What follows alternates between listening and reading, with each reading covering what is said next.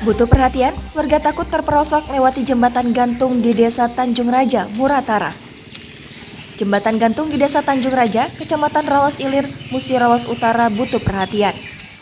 Jembatan gantung yang rutin diperbaiki secara swadaya oleh masyarakat di desa itu masih tidak nyaman dilewati. Padahal, jembatan terbuat dari papan yang menyeberangi Sungai Rawas itu merupakan akses utama warga untuk keluar masuk desa.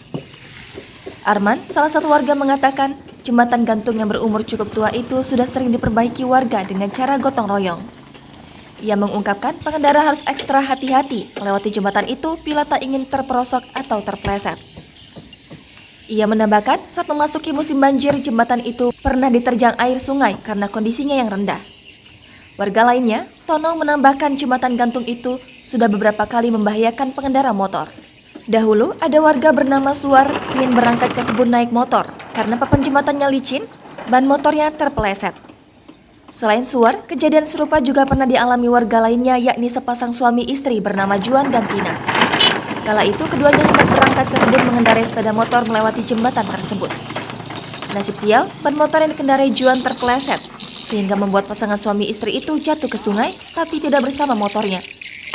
Beruntung keduanya bisa berenang lalu mereka perlahan menepi ke pinggiran sungai.